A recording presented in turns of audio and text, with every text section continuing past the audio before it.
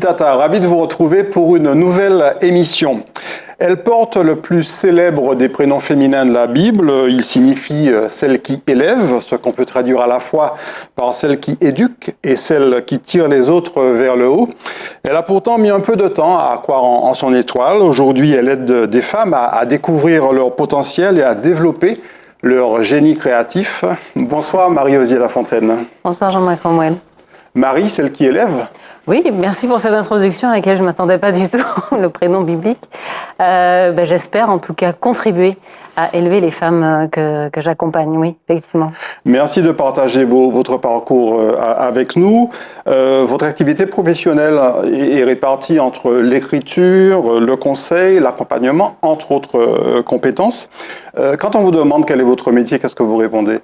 Alors je réponds activatrice du génie au féminin. Donc c'est-à-dire que je contribue justement, j'accompagne les femmes à explorer, valoriser leur plein potentiel, leurs trésors cachés, comme j'aime les appeler, parce que souvent elles ne les ont pas complètement explorés et quand elles les explorent, quand elles les découvrent et quand elles les révèlent, elles s'épanouissent pleinement.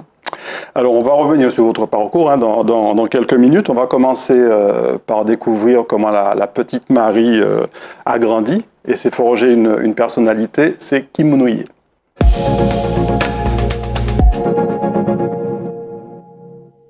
Alors Marie-Osier Lafontaine, en quelques mots, comment vous définiriez votre personnalité ? Alors je dirais que je suis je suis déjà une femme, fière d'être une femme. Je suis engagée dans certaines actions, notamment pour que les femmes puissent avoir la place qu'elles méritent. Je suis aussi une maman et une maman heureuse d'être maman.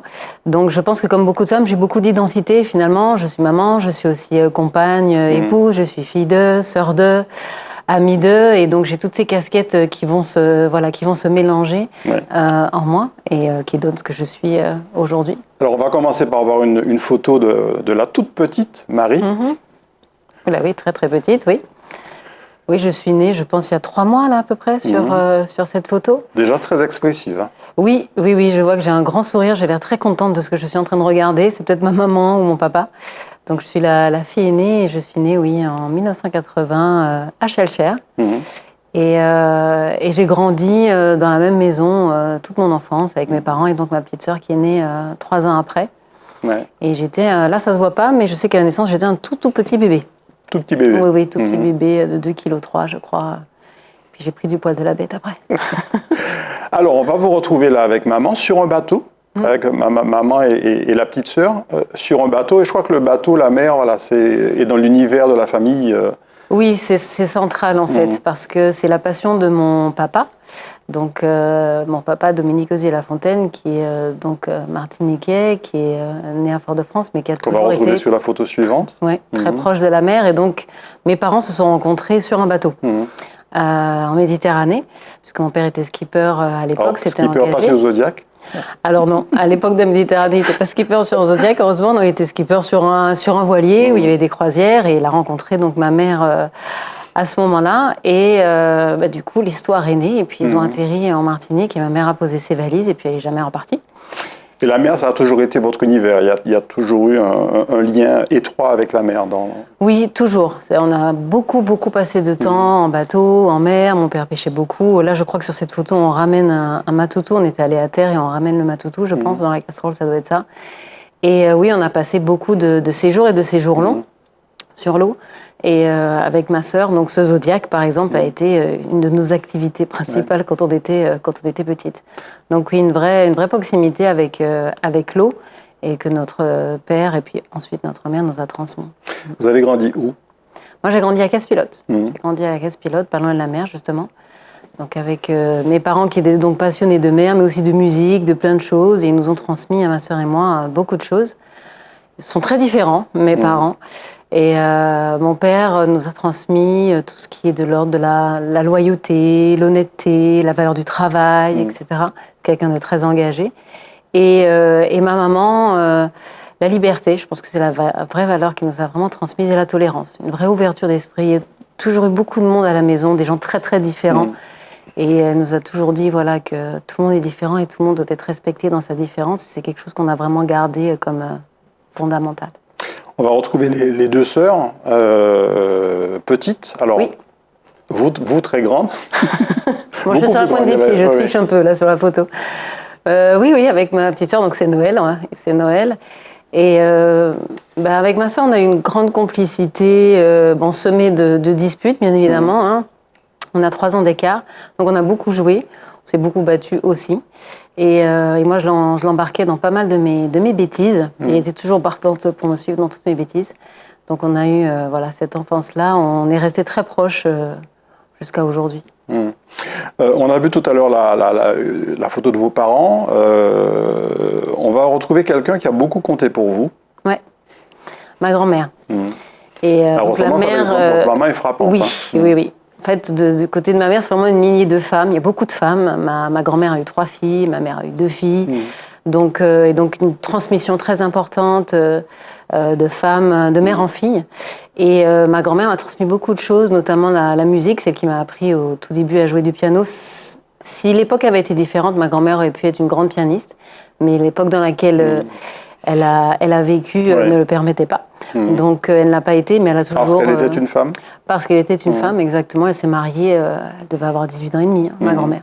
Donc elle était plus mère au foyer qu'autre chose, mais avec toujours cette passion qui restait très vivace. Et elle a toujours joué du piano, écouté beaucoup de musique, nous a emmenés dans des concerts quand on était petite, avec ma sœur et mes cousins.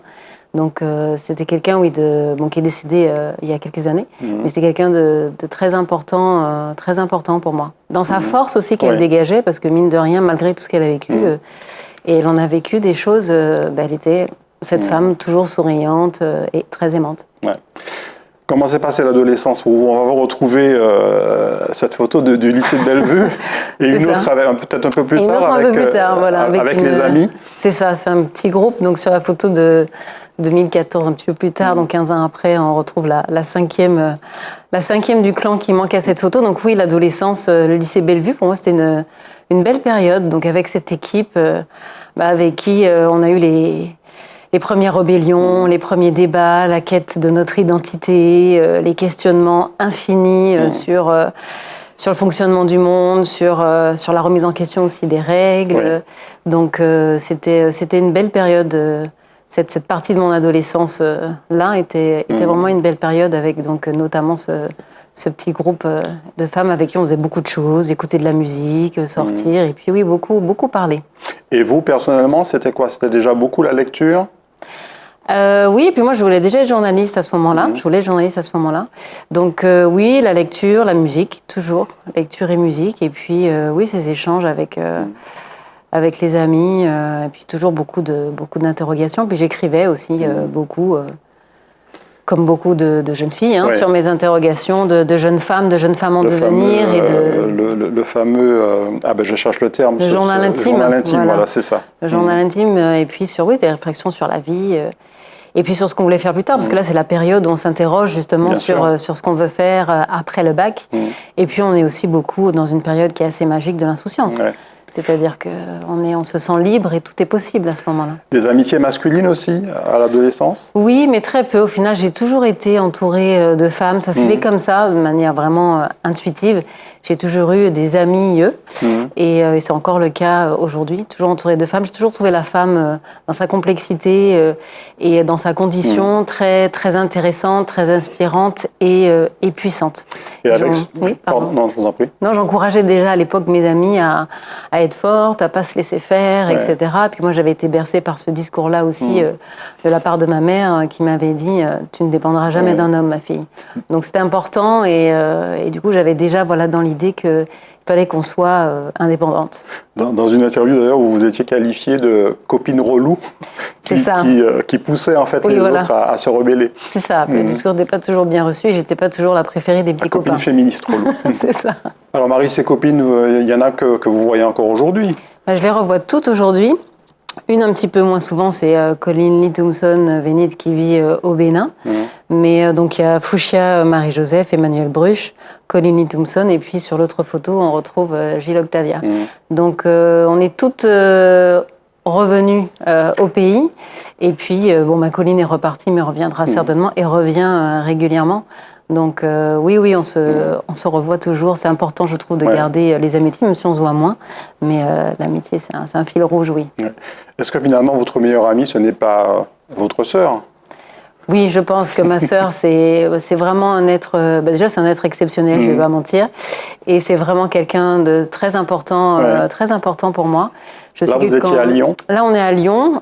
J'y ai fait mes études et du coup, ma sœur m'a rejoint pour faire les siennes aussi. Donc, on a vécu ensemble quelques années à Lyon. Et oui, on a gardé, comme je vous disais tout à l'heure, cette complicité. Et c'est quelqu'un à qui je peux poser toutes les questions et qui saura y répondre, surtout. Ouais. C'est surtout ça. La complicité, on la retrouve aussi sur la photo suivante, qui est une photo d'aujourd'hui. Oui. Quasiment. Oui, c'était l'année dernière à Montréal. Et oui, on a cette complicité. Et cette photo, oui, assez emblématique et assez parlante, je trouve, de la complicité qu'on peut avoir toutes les deux. On se connaît par cœur, on rit beaucoup et puis on partage certaines valeurs et certains rêves aussi. Alors aujourd'hui, il y a un monsieur qui partage la vie de Marie-Odier Lafontaine, il s'appelle Fabrice. Oui, Fabrice et Oui, Fabrice partage ma vie depuis 20 ans. On a fêté nos 20 ans récemment, donc 20 ans, 2 enfants et un parcours... assez merveilleux d'amour, mais aussi semé d'embûches, comme c'est le cas pour tout un chacun, pour beaucoup, pour tout le monde, je pense. Mais on est aujourd'hui soudés, c'est vraiment mon partenaire, c'est quelqu'un sur qui je peux compter, puis on partage énormément de choses, l'humour, le rire, la gourmandise pour la vie, donc que ce soit pour la musique, pour la nourriture, pour les voyages. Donc on partage tout ça et c'est quelqu'un qui m'a appris beaucoup, qui m'a apporté beaucoup. C'est lui qui m'a appris de l'optimisme. Qui m'a appris aussi à relativiser, moi qui me pose toujours 45 000 questions et qui suis d'une nature anxieuse. Lui a ses angoisses, comme tout le monde, mais c'est quelqu'un qui sait prendre du recul, être optimiste, dire qu'il y aura toujours une solution. Et quelqu'un qui cultive son look aussi. Tout à fait. Bon, là, nous sommes à un mariage, je tiens à préciser. Et nous avons un mariage à thème. Mais oui, c'est quelqu'un de coquet, je confirme. Alors, la famille donc, s'est agrandie avec l'arrivée de deux jeunes filles, d'un garçon et d'une jeune fille, d'une fille, qui sont grands aujourd'hui.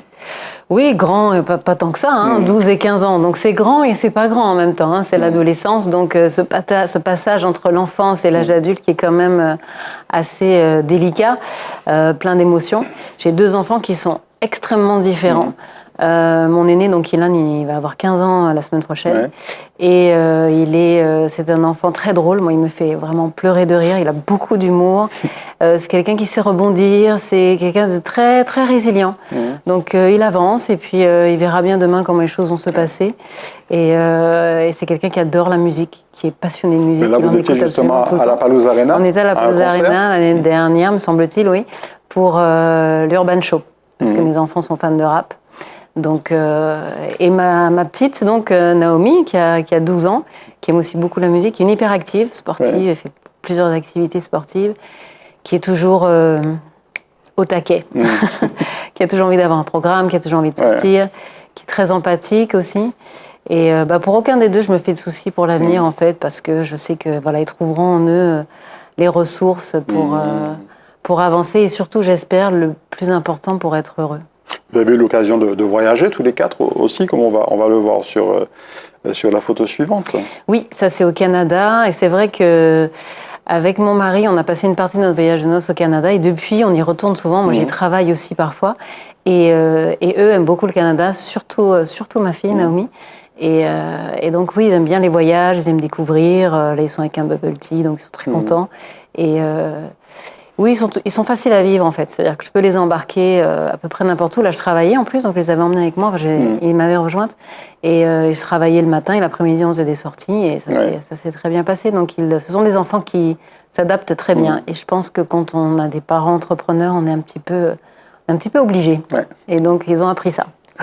On en revient à l'amitié avec quelqu'un aussi très très cher à votre cœur. On fait un petit saut en arrière avec la photo de gauche parce que vous aviez quoi, une douzaine d'années à l'époque? Même pas, on est en primaire, on est à l'école batelière, Lydia et moi, donc on doit avoir, 9 ans ou 10 ans maximum. Donc votre meilleure amie? Mon amie sœur, je dis. C'est-à-dire que c'est un petit peu comme le 5e membre de la famille. Elle est rentrée dans ma vie quand j'avais 7 ans, donc ça fait quand même très longtemps. presque 40 ans. Et depuis, en fait, elle n'en est jamais ressortie de ma vie. On a une amitié très, très particulière. Et oui, là, c'est vraiment une amie sœur. C'est vraiment le mot qui correspond à notre relation. On est très différents toutes les deux. Et pour autant, notre amitié est restée intacte, comme on le voit sur la photo d'après. On a eu des vies, des parcours différents. On s'est toujours retrouvés, notamment au moment important. C'est une femme... Il y a 35 ans, je crois, entre les deux photos. C'est ça. À peu près. Ça doit être quelque chose comme ça, oui. Mais vous restez jeune. Oui, on reste toujours jeune, de toute façon, jusqu'au bout, moi, je pense. Et donc, Lydia, c'est une femme qui est... c'est une combattante. C'est une combattante, c'est une femme qui a toujours le sourire, ça se voit d'ailleurs sur les deux photos, qui a toujours le sourire quoi qu'il arrive. C'est la joie de vivre incarnée avec beaucoup de douceur et oui, beaucoup de combativité en elle, une grande force. On va terminer cette partie avec votre chanson fétiche qu'on va voir en vidéo. Chanson du moment. Oui, et on en parle juste après.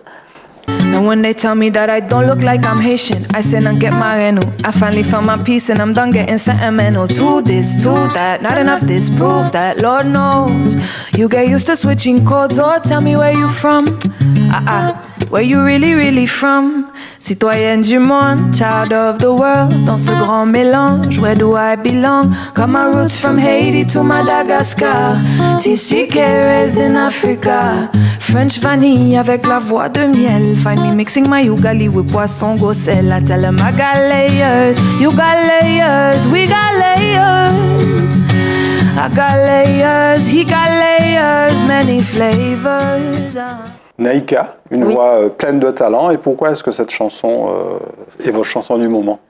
Elle m'a beaucoup touchée, cette chanson, quand je l'ai découverte il y a quelques mois, parce que justement, elle parle d'identité. Et Naïka explique que l'identité, c'est beaucoup plus complexe que ce qu'on imagine. Elle-même, elle est haïtiano-américaine. Et elle a grandi dans plusieurs endroits du monde. Elle a même fait un petit séjour, enfin long séjour en Guadeloupe. Et elle explique que voilà, on est tous faits de plusieurs couches et qu'on a plusieurs identités et qu'elle n'a jamais aimé rentrer dans des cases. Et du coup, moi, ça me parle beaucoup parce que je suis aussi métisse et souvent, on veut nous mettre dans des cases, ici en Martinique et partout dans le monde, de manière générale. Mais voilà, ce morceau m'a beaucoup touchée parce que je m'y suis retrouvée aussi. Je pense que beaucoup d'entre nous ici peuvent s'y retrouver aussi, puisque voilà, on est censé toujours correspondre à ce qu'on attend de nous et surtout correspondre à ce dont on a l'air. Et je trouve que voilà, qu'elle met les mots justes sur cette identité complexe, notamment des femmes et des hommes caribéens. On évoque maintenant votre parcours professionnel. C'est Matinique.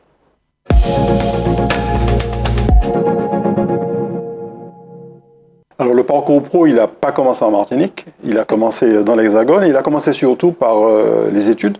Oui. À l'IEP de Lyon, l'Institut d'études politiques de Lyon. Pourquoi ce choix? Au départ, je voulais être journaliste. Donc, en partant après mon bac, j'ai commencé par une fac d'histoire. Bon, j'ai mal choisi parce que c'était Lyon 3 et que c'était une fac à tendance très, très à droite. Tout à fait. Donc, au bout d'un an, je suis partie. Et j'ai fait une prépa après ça, me sentant prise dans mon sentiment d'imposture, ne me sentant pas capable de tenter les concours. Donc, je fais une année de prépa à Hippocagne, donc où j'ai travaillé énormément. Hippocagne, parce que c'est le principe. C'est les lettres. Ouais. C'est une prépa à lettres qui prépare au concours. Une année m'a suffi, de travail acharné. C'est assez dur comme système. Et puis, en tout cas, ça m'a permis d'avoir mon concours, d'obtenir mon concours à Sciences Po. Et là, je me suis vraiment pleinement épanouie parce que l'avantage de Sciences Po, c'est qu'on y fait plein de choses. Donc, il y a énormément de matières. Et du coup, j'ai fait du droit, de la communication, de la politique. J'ai fait en parallèle un diplôme du monde arabe. J'ai pu apprendre l'arabe. Donc, c'est une belle opportunité parce que, voilà, moi, je suis un peu une touche à tout. J'aime bien m'intéresser à plein de choses. Et du coup, c'était vraiment intéressant pour ça. Et Lyon est une ville vraiment intéressante. C'est-à-dire que c'est une grande ville, mais qui reste à taille humaine. Donc, moi, j'avais mon vélo. Je pouvais me déplacer en vélo pour tout ce que j'avais à faire. Et voilà, pour ça, c'est vraiment une ville qui est agréable quand on est étudiante. Et la première expérience professionnelle, donc à Paris, dans la communication. On va retrouver là un des événements, je pense que... Oui, c'est ça. Que vous avez eu l'occasion d'organiser ou... Oui, voilà, je suis rentrée... Donc là, c'était à Paris. Donc après avoir terminé mes études, j'ai trouvé, et avoir fait mon stage de fin d'études, j'ai trouvé cet emploi à Paris, donc dans un dans un éditeur de solutions RH. Donc, on organisait des salons de recrutement, on avait plusieurs sites d'emploi et une solution RH aussi à proposer aux entreprises. Et du coup, c'est là que j'ai vraiment appris mon métier de communicante. Ouais. J'ai vraiment tout appris parce que c'était une entreprise qui internalisait tout. Ce qui fait que j'ai fait de l'événementiel, des relations presse, de la communication corporate, du web, alors que c'était vraiment justement un peu l'explosion du web à ce moment-là. Donc c'était 2 ans intenses d'apprentissage dans une entreprise qui choisissait de recruter des jeunes diplômés, donc motivés, avec des compétences et qu'on ne paye pas forcément très cher.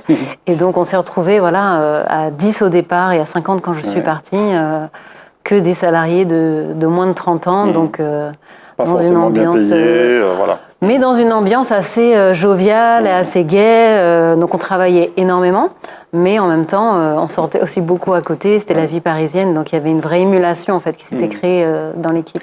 Au total, une dizaine d'années dans l'Hexagone. C'est ça. Retour en Martinique en 2008.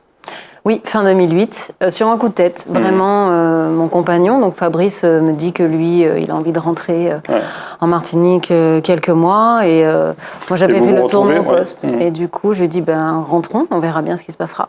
Et vous vous retrouvez donc, après, je crois, d'autres expériences, à l'agence Modici. C'est ça. Tout de suite en fait, puisque je suis rentrée en novembre 2008 et j'ai intégré Modici en janvier 2009, juste avant la grève. Donc c'était vraiment un retour assez édifiant.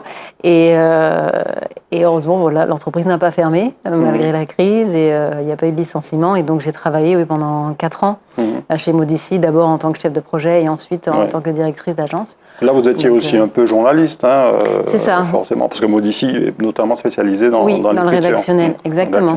Donc beaucoup de rédactionnel et puis du coup c'était parfait pour le retour au pays parce que j'ai beaucoup travaillé avec les institutions, donc la CCI, la région à l'époque, l'ARS, le port, etc. Donc pour un retour au pays, c'est très bien de me réancrer justement avec des sujets qui concernent le territoire.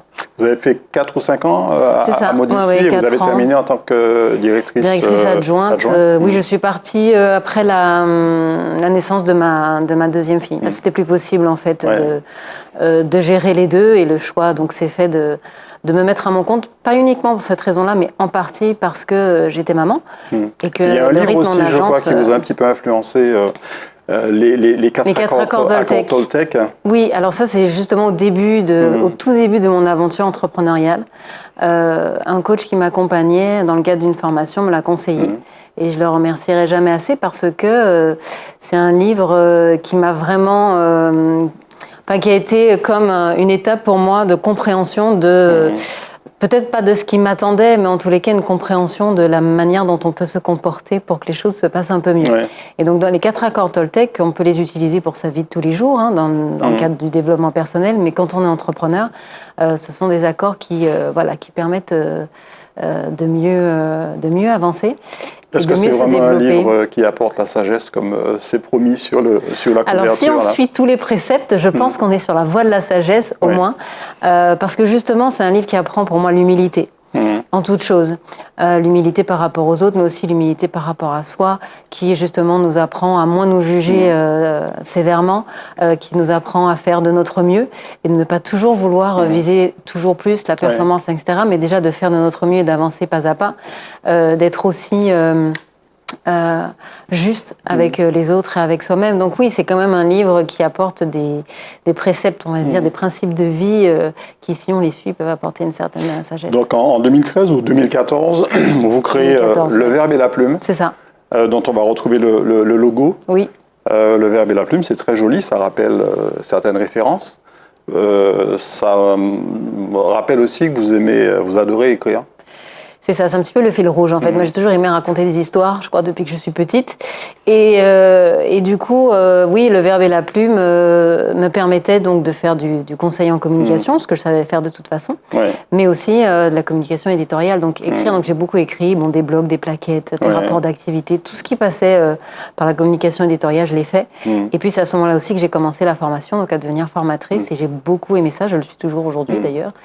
Et vous avez eu des collaborations que vous vous avez encore aujourd'hui, notamment avec le groupe Erouag et le magazine Made in Mag, par exemple. Oui, j'ai commencé quasiment un an après en fait avoir créé ma structure. J'ai commencé à travailler avec Erouag et depuis, ça fera 10 ans cette année, depuis 10 ans, j'écris pour eux, je gère certains projets éditoriaux, comme le hors-série Portrait oui, qu'on va retrouver, un très très beau numéro, effectivement, qui met en valeur, en fait, toute une série de femmes martiniquaises, mais qui a été fait aussi, je pense, en Guadeloupe et en Guyane. Hein, oui, en Guadeloupe aussi, et en Guyane cette année pour la première fois, et moi je suis en charge du magazine de Martinique depuis l'année dernière, et c'est vraiment un plaisir, parce que là, en fait, c'est un concentré de tout ce que j'aime faire, puisque j'écris, je raconte leurs histoires, je les découvre, et puis je les mets en valeur.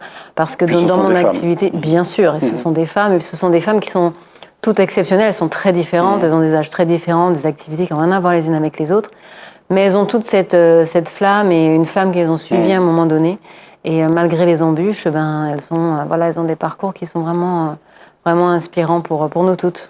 Parmi les autres expériences ou vos autres compétences, il y a aussi les relations médias ou la promotion d'événements, comme par exemple le salon Ose.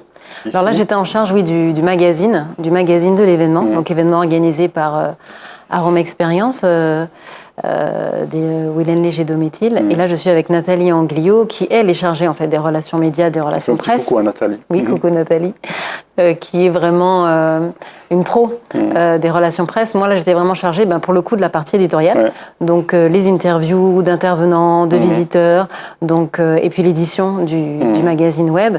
Et j'ai aussi animé des ateliers. Donc, j'avais toutes mes compétences, en fait, concentrées dans ce salon, puisque j'ai animé des ateliers et des conférences sur la communication. C'était 2019, et en 2019, il y a eu un autre événement. C'est la venue d'Angela Davis en Martinique, une grande féministe. Ouais. Et une grande quelqu'un qui a beaucoup travaillé pour la cause noire également. Oui, c'est une rencontre importante parce que c'était à l'occasion des 75 ans de l'UFM, organisée là aussi par Arôme Créole et Willen Léger Dométil. Et donc Nathalie était aussi sur les RP, donc moi sur la partie éditoriale. Et j'ai eu la chance du coup de l'interviewer, donc c'est assez émouvant parce qu'on n'imagine pas qu'un jour on rencontrera une femme d'une telle envergure. Et puis voilà, c'est quelqu'un qui a œuvré et qui a ouvert aussi la voie sur des sujets comme l'afroféminisme, l'intersectionnalité et des sujets qui datent, mais qui ne sont pas forcément encore complètement reconnus aujourd'hui. Et je me rappelle qu'elle m'avait dit, voilà, oui, le plafond de verre, mais ce n'est pas le même pour tout le monde, il n'est pas au même niveau pour tout le monde en fonction de sa couleur de peau, en fonction de son genre, et puis en fonction de sa condition sociale. Donc il faut vraiment tout prendre en compte quand on parle de féminisme et pas seulement du genre. Si je vous dis post-it. Oui, post-it. Je suis très post-it, je suis très écriture, je suis dans tous mes ateliers. En fait, là c'était avec Erouag, c'était à l'occasion de la soirée de lancement justement du magazine. Et donc l'idée c'était que chaque femme présente, il y en avait 200, puisse donc indiquer, le numéro spécial écrire, consacré aux femmes. Tout à fait, écrire son super pouvoir. Parce que, alors super pouvoir, ça peut paraître grandiloquent, mais on a tout en nous en fait des super pouvoirs, des choses dont on est capable. Et c'est bien de se reconnecter parfois justement à cette part de nous-mêmes.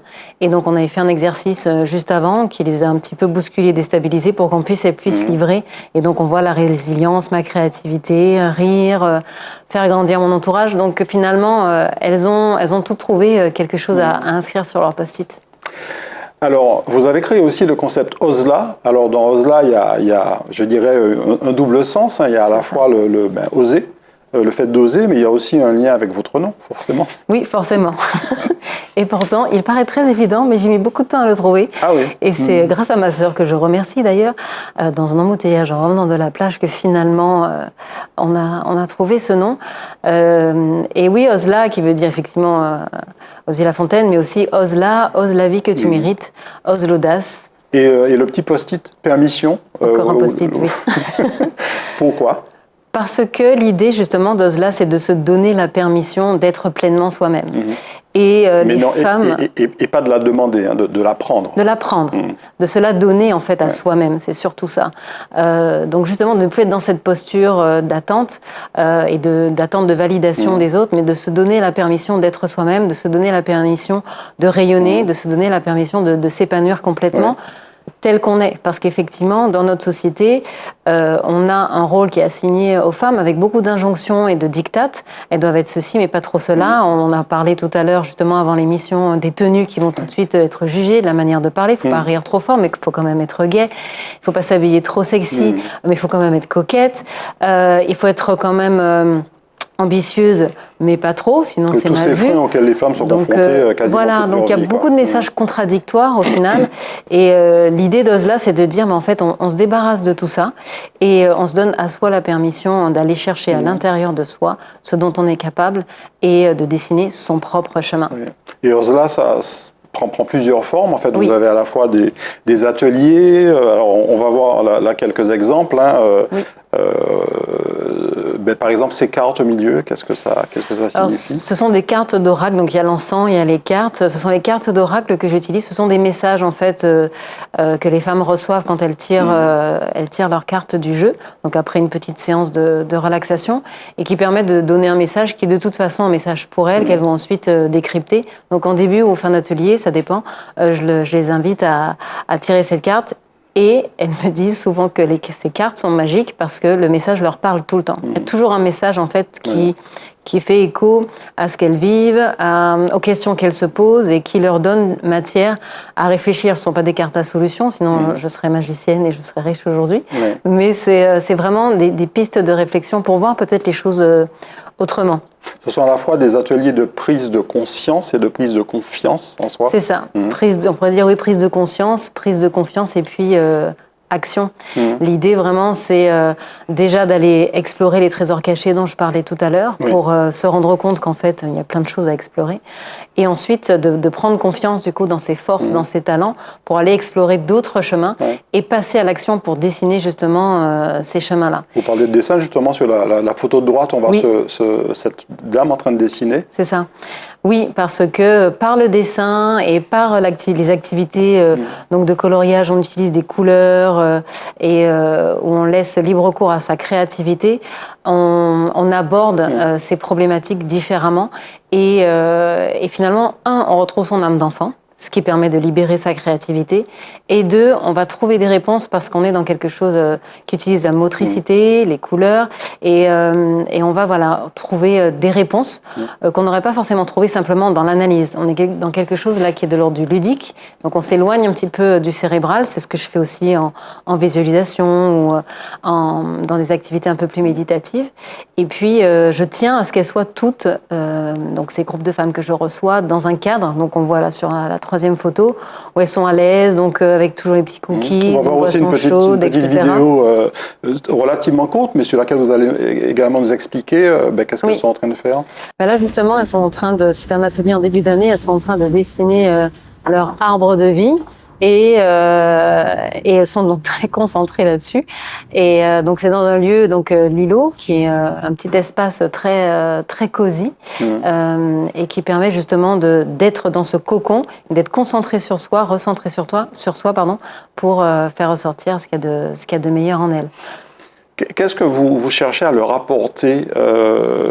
Bien sûr, qu'elles découvrent leur potentiel, qu'elles prennent confiance en elles, mais la finalité, c'est quoi?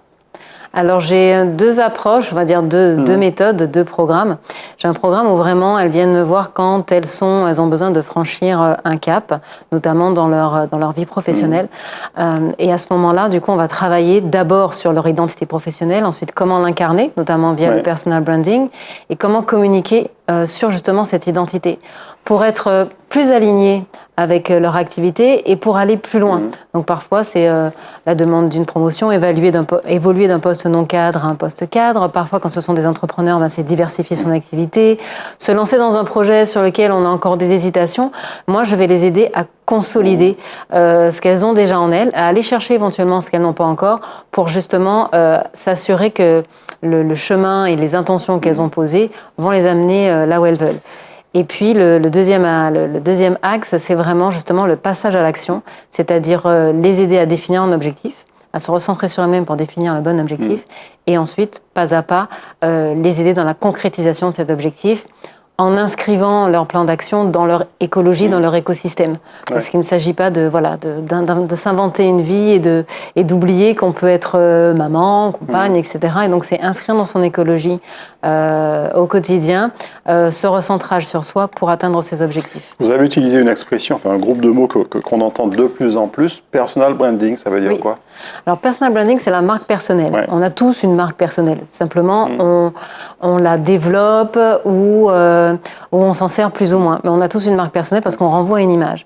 Donc l'idée du personal branding, et le mot anglais avec l'ING montre que justement c'est un processus, c'est d'aller plus vers soi, d'aller vraiment révéler son identité et la montrer au monde. Plus on est aligné en fait avec qui on est, plus on arrive à être épanoui, notamment professionnellement. Ouais. Donc le personal branding, ça va être définir cette identité et savoir ensuite comment on va l'incarner et comment on va la valoriser, notamment sur ces supports de communication. Alors Osla vous a amené au Canada. Bon, on sait que vous avez un lien particulier avec le Canada. On va retrouver ces deux photos. Il y en a une qui nous rappelle Montréal, qui évoque Montréal, et puis l'autre, on vous voit en train de travailler. Pourquoi le Canada ? Est-ce que c'est uniquement par rapport à vos liens avec ce pays ? Et qu'est-ce que vous y faites ? Alors, coup de cœur pour le Canada, parce que c'est un pays très inclusif, où quand on est une femme, justement, on peut se promener dans la rue, en tout cas à Montréal et à Ottawa aussi, dans la rue sans avoir de crainte particulière. Et j'avoue que pour une femme, c'est quand même extrêmement confortable, avec une bienveillance dans les rapports humains qui est vraiment agréable. Et puis, bon, c'est un pays d'immigrés. Donc, c'est un pays où on va retrouver beaucoup de cultures différentes et une ouverture, justement, aux cultures différentes. Donc voilà pour le coup de cœur. Et puis la personne qu'on voit là en face de moi, c'est Virginie Messana, qui est en fait une femme que j'ai rencontrée quand j'ai commencé mes études à Sciences Po. C'est la première personne à qui j'ai parlé. Et je suis la première personne à qui elle a parlé. Là, pareil, coup de foudre d'amitié. Et on est restés proches. Et puis, au fur et à mesure de nos carrières qui étaient quand même très différentes, on s'est retrouvés sur l'accompagnement. Ouais. Et elle est aujourd'hui donc à la tête d'un cabinet de coaching. Et du coup, je travaille avec elle sur des accompagnements, notamment de femmes, qu'elles soient salariées ou entrepreneurs, au Canada. Donc en distanciel ou en présentiel quand je m'y rends. C'est vrai que vous êtes multicompétences. On se rend compte en fait de la variété et du champ d'activité que vous avez. En termes d'organisation, ça doit demander, surtout quand on a deux enfants, ça doit demander beaucoup de discipline. Oui, de la discipline et puis de l'agilité en fait. C'est la capacité aussi à passer d'une chose à une autre. Et c'est aussi une personnalité. Je ne sais pas si derrière il y a un talent, mais en tout cas il y a une personnalité qui fait que c'est agréable de passer d'une chose à une autre et que si je ne fais qu'une chose, je vais m'ennuyer à mourir. Alors que les semaines ne se ressemblent jamais. Jamais. Et ça me va bien. Et donc, alors c'est parfois fatigant, je ne vais pas dire le contraire. Parfois, il y a des semaines où on se demande si tout va vraiment rentrer dans la semaine. Mais c'est ça aussi qui est intéressant et qui est passionnant. On va voir que ce n'est pas tout. On va parler maintenant de vos engagements. C'est la rubrique politique.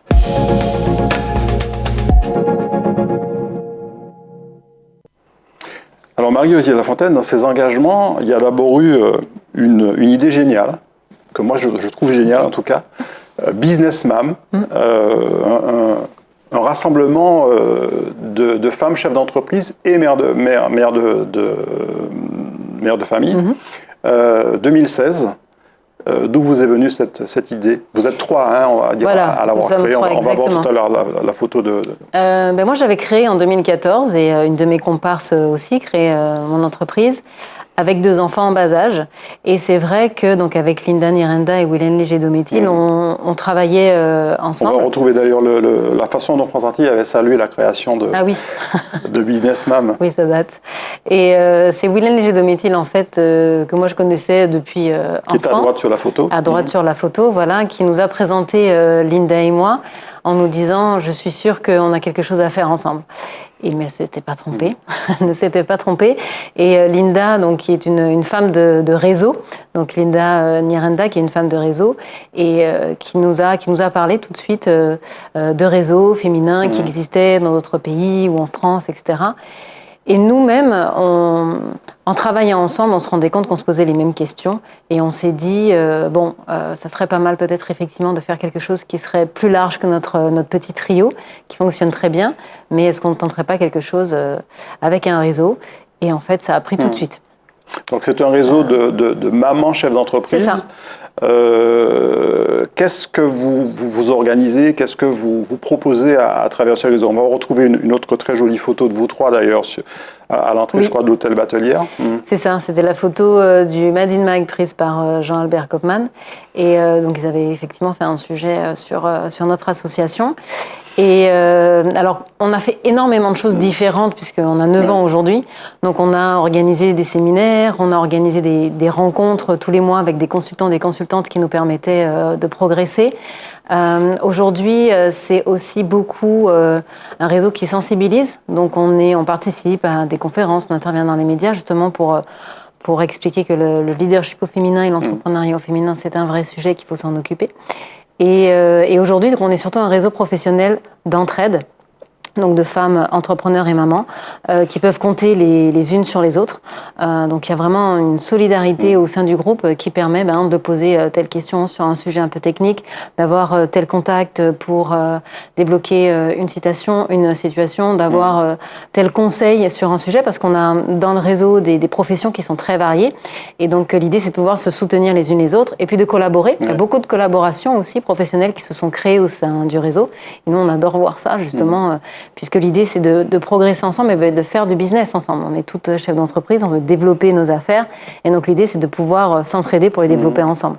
On est dans une société qui est très clairement dominée par la femme, une société matriarcale, par contre, enfin dominée en termes, je dirais, d'importance, la femme plutôt mi-temps, mais malgré tout, dans une société machiste, comment est-ce que Business Mom a été accueilli, notamment par vos confrères dirigeants? Alors, disons qu'on a eu beaucoup de remarques sur cette interrogation en fait, de non-mixité. C'est quelque chose qui dérange en général, qu'on soit un groupe de femmes et qu'on n'accueille pas les hommes. Donc, et souvent, du coup, les hommes se sentaient exclus, comprenaient pas pourquoi, ils pouvaient pas participer, etc. Alors qu'au final, la non-mixité, elle permet justement de partager dans un lieu qui est sécurisé des expériences et des vécus qu'on ne peut pas partager justement avec les personnes qui elles-mêmes bénéficient de ce système-là. Ouais, donc l'idée, c'est de pouvoir parler avec les hommes, et c'est ce qu'on a toujours fait, mais sur le travail qu'on fait ensemble et sur cette sororité qu'on met en place justement pour contrer les inégalités, on a besoin de se retrouver effectivement entre femmes qui ont des vécus similaires, et une femme qui a une charge mentale énorme sera plus à même de comprendre une autre qui va lui parler de son organisation qu'un homme qui, vraisemblablement, en tout cas à 99% de chance, ne connaît pas ce qu'elle connaît. Donc, et donc l'accueil Et donc l'accueil, mitigé, on va dire, c'est-à-dire qu'au départ, on arrivait un petit peu comme des ovnis. Aujourd'hui, il y a beaucoup plus de réseaux féminins et c'est vraiment très chouette en Martinique. Mais à l'époque, il y en avait un, les pionnières, et puis après qui a disparu. Et en fait, on était le seul réseau féminin. Donc c'est vrai qu'on arrivait un petit peu comme des ovnis et que on nous demandait, enfin, c'est pas qu'on se moquait un petit peu de nous, mais c'était un petit peu, voilà, vous êtes des mamans, vous vous retrouvez entre copines, etc. Oui, il y a toujours un peu de condescendance. Un peu de condescendance, alors que c'était tout sauf ça. C'était vraiment au contraire, nous on est là pour être conquérantes, on est là pour être puissantes, et on est là pour faire tout ça ensemble. On va vous retrouver sur la photo suivante avec l'une des cofondatrices, Linda Niranda.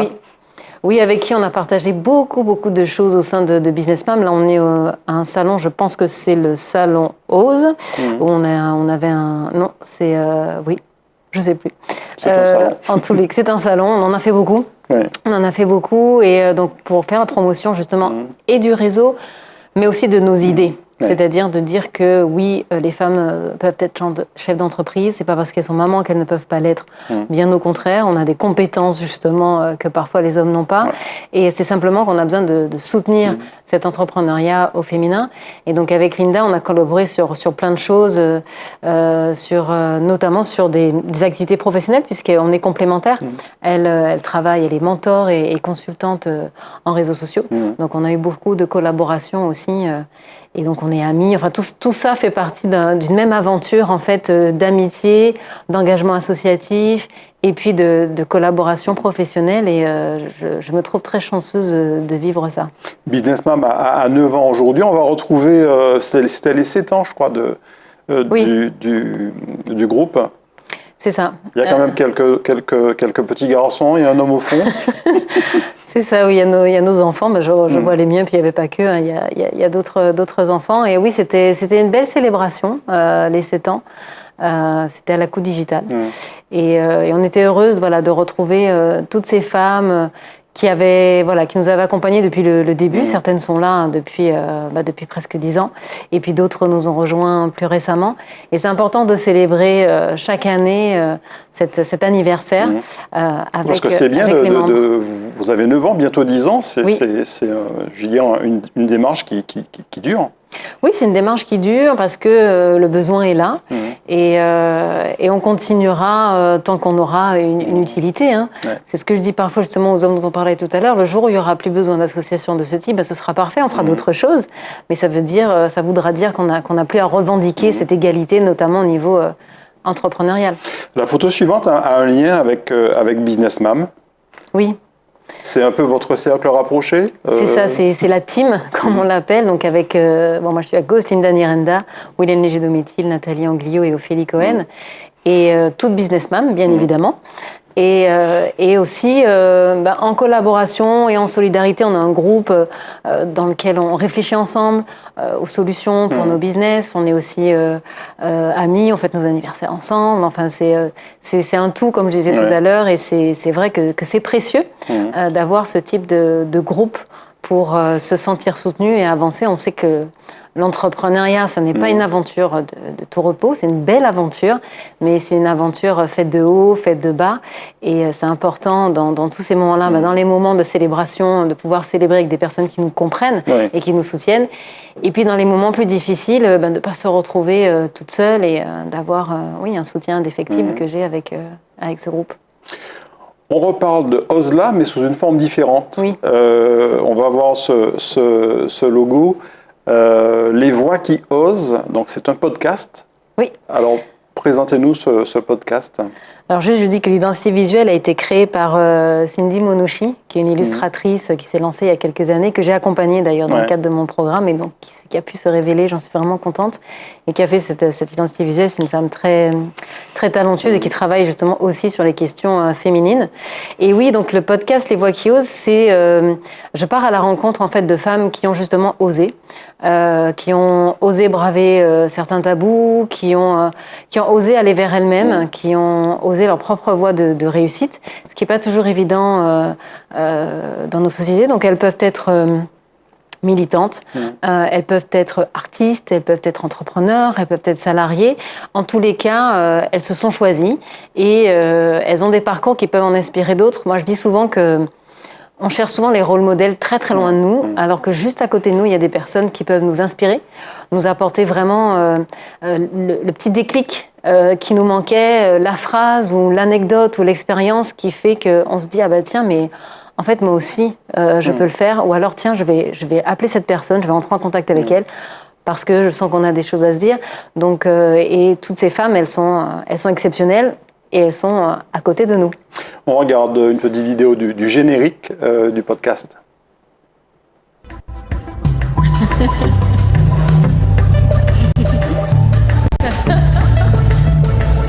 Je suis Marie-Osier Lafontaine, activatrice de Génie au féminin. Chaque jour, j'accompagne les femmes à révéler leurs trésors cachés pour vivre la vie qu'elles méritent. Dans ce podcast, j'invite des femmes qui ont osé s'affranchir des diktats pour trouver leur juste place. Bienvenue dans le podcast Osla, les voix qui osent. Bonne écoute.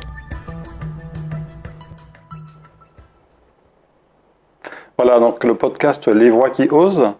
Donc exclusivement féminin également, on est d'accord ? Tout à fait. Oui, exclusivement féminin. Donc j'interviewe uniquement des femmes, donc avec des profils très différents, comme je disais tout à l'heure. Et l'idée, oui, c'est au-delà de raconter le parcours, c'est vraiment qu'elles expliquent et qu'elles dévoilent la manière dont elles ont pu dépasser certains freins et dont elles la manière, si vous voulez, dont elles s'engagent aujourd'hui dans leurs différents combats. Où peut-on l'écouter, ce podcast, alors ? Alors, sur toutes les plateformes d'écoute de podcasts, donc il se retrouve sur Deezer, sur Spotify, sur Ocha, et puis Sur Internet, sur YouTube, donc oui, sur toutes les plateformes. On va retrouver l'équipe qui réalise avec vous ce podcast. Oui. Et qui va-t-on retrouver sur la photo? La petite sœur. Exactement. Donc ma sœur et puis donc Gabriel Pinault qui est le réalisateur du podcast et qui a réalisé aussi la vidéo, donc qui est spécialisé dans tout ce qui est audiovisuel. Et sans eux, j'aurais pas pu le lancer. Moi, ça fait longtemps que j'ai envie de lancer un podcast, mais seul c'est compliqué. Et puis il y a tout l'aspect technique, montage, etc. que moi je ne maîtrise pas. Et du coup, quand j'en ai parlé avec Gabriel, il m'a dit faisons. Et du coup, c'est une prestation que lui propose d'ailleurs de faire des podcasts. C'est quelque chose qui démarre bien ici en Martinique. Et donc c'est une équipe forcément que j'aime, que j'apprécie, avec qui je travaille bien. Donc Gabriel est chargé de la réalisation et Jeanne est chargée plus de l'aspect production, de gérer tout, que tout soit bien carré et aussi chargée de la recherche de financement. Et puis moi, du coup, je suis chargée du contenu. Vous avez grandi avec l'arrivée des réseaux sociaux. Aujourd'hui, on voit toute la variété, toute la panoplie en fait de votre activité qui utilise beaucoup effectivement le digital. Comment est-ce qu'on peut aller encore plus loin aujourd'hui dans votre activité? Qu'est-ce que vous envisagez de faire? Avec quels moyens? Alors moi, ce que j'aimerais, c'est développer encore plus mon activité à Ozla.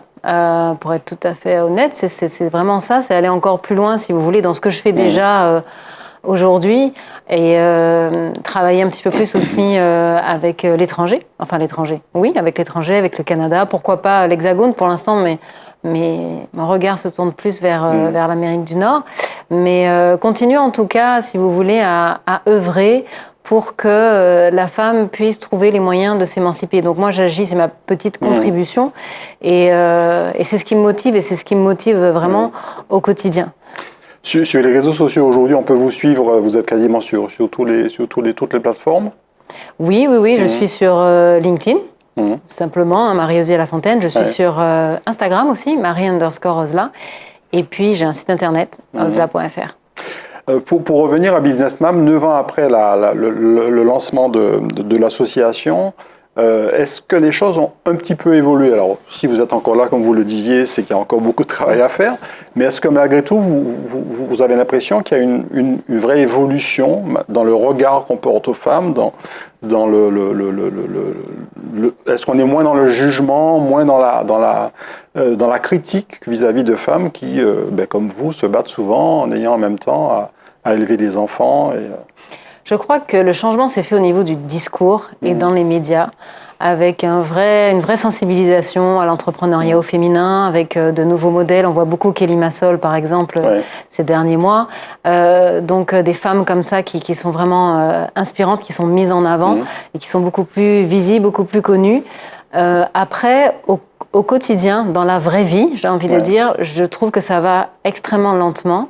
Et quand je vois les plus jeunes, pour moi, c'est là qu'est la priorité, en fait. C'est aller travailler avec cette jeunesse pour qu'elle puisse prendre le relais, déjà, et puis qu'il y ait plus cette égalité entre mes femmes. Moi, je rencontre des jeunes hommes, par exemple, dans le cadre de mon activité de formatrice, qui peuvent avoir 18 ans, et qui ne voient pas vraiment d'inégalité entre les hommes et les femmes. Donc il y a parfois une méconnaissance de la société et de la manière dont elle fonctionne. Après, je vois chez les jeunes filles, par contre, une vraie volonté de s'émanciper. Ça, je le vois. Mais dans les discours et dans les critiques et dans les stéréotypes, c'est loin d'être gagné. Et puis, il y a les femmes, mais il y a aussi la question du genre. Donc, c'est encore des questions qui sont à travailler. Il ne faut rien lâcher. Et les progrès sont là, mais trop infimes, à mon sens. Merci beaucoup, Marie-Osier Lafontaine. Merci. On encourage toutes celles et tous ceux qui nous écoutent à oser. Oui. Oser développer leur potentiel. On va suivre l'évolution de Ozla. Et puis, on va continuer à vous suivre, à vous lire à travers notamment les pages de Mad in Mag. Oui. On se retrouve sans doute prochainement sur les antennes de Zitata. Merci beaucoup en tout cas d'avoir partagé avec nous votre parcours. Merci beaucoup. Merci à vous, chers Zitata, de nous avoir suivis. Vous pouvez nous retrouver sur tous les réseaux sociaux, Facebook, Instagram et LinkedIn. Vous pouvez d'ailleurs revoir également cette émission sur la chaîne YouTube de Zitata. On se retrouve très prochainement sur cette antenne. Bonne soirée, bonne journée.